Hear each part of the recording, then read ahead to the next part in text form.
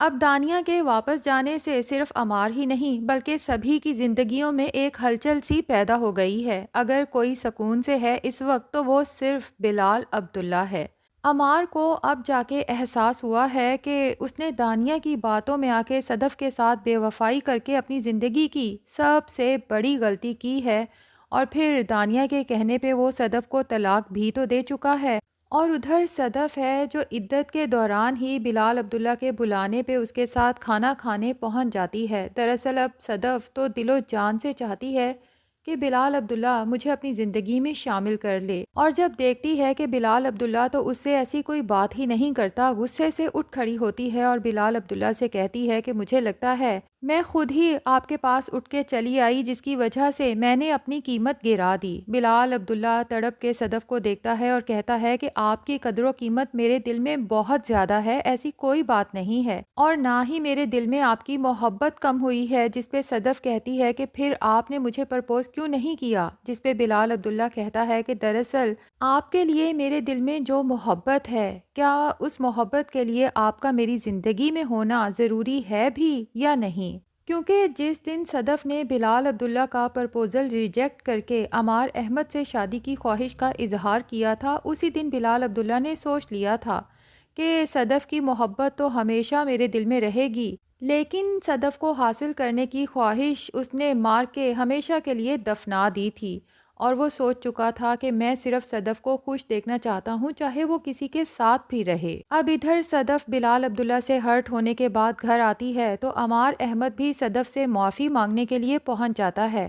اب یہاں پر یہ بات سمجھ نہیں آتی کہ جب ان دونوں کی طلاق ہو چکی ہے تو عمار احمد کس بیس پہ صدف کو اپنی زندگی میں واپس حاصل کرنا چاہتا ہے، جبکہ صدف بھی عمار کے سامنے شرط رکھ دیتی ہے کہ اگر تم مجھے سچ میں اپنی زندگی میں واپس حاصل کرنا چاہتے ہو تو تمہیں بلال عبداللہ کے جیسا بننا ہوگا۔ ادھر ہمشہ کا بھی جلن اور حسد سے برا حال ہے، کتنی مشکل سے تو اس نے صدف کو اپنے راستے سے ہٹایا تھا اور عمار کی محبت کا صدف کو یقین دلایا تھا، لیکن اس دانیہ نے آ کے سارا کھیل بگاڑ دیا۔ اب عمار ہے جو خود کو بہت بے بس محسوس کرتا ہے۔ نیکسٹ ڈے جب آفس جاتا ہے تو وہاں پہ بھی توڑ پھوڑ شروع کر دیتا ہے۔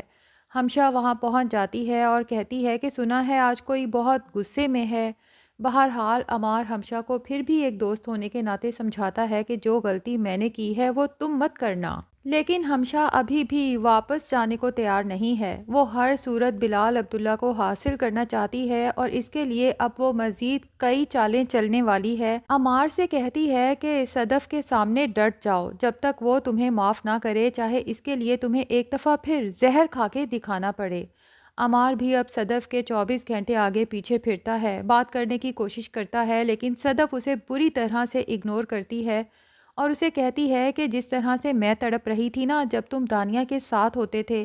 اب مجھے بہت اچھا لگ رہا ہے تمہیں بھی اسی طرح سے تڑپتے دیکھ کر۔ لیکن بیچاری صدف جو بلال عبداللہ کی محبت پہ یقین کر کے عمار احمد کو چھوڑ تو چکی ہے، لیکن افسوس کہ اسے اب بلال عبداللہ کی محبت بھی حاصل ہونے والی نہیں ہے، کیونکہ بلال عبداللہ نے صدف کو مکمل طور پہ اگنور کرنا شروع کر دیا ہے، حتیٰ کہ اس نے تو اب ہمشہ کے ساتھ بھی اپنے دل کی بات کرنا بند کر دی ہے۔ صدف بہت تیار شیار ہو کے آفس آتی ہے، لیکن بلال عبداللہ ایک نظر اس کی طرف اٹھا کے دیکھنا پسند نہیں کرتا، اور صدف کو یہ بات بہت بری طرح سے چبھتی ہے۔ جہاں بلال عبداللہ جاتا ہے کسی نہ کسی بہانے سے صدف اس کے پاس پہنچ جاتی ہے، لیکن بلال عبداللہ اسے ایسے اگنور کرتا ہے جیسے وہ ایگزسٹ ہی نہیں کرتی۔ تو ناظرین، جو کچھ ڈرامے میں اب چل رہا ہے اس سے تو صاف نظر آ رہا ہے کہ ایٹ دا اینڈ صدف، عمار، ہمشہ اور بلال عبداللہ سب کے سب بالکل تنہا رہنے والے ہیں، لیکن اس تنہائی میں بھی اگر کوئی سیٹسفائیڈ ہوگا تو وہ صرف اور صرف بلال عبداللہ ہوگا،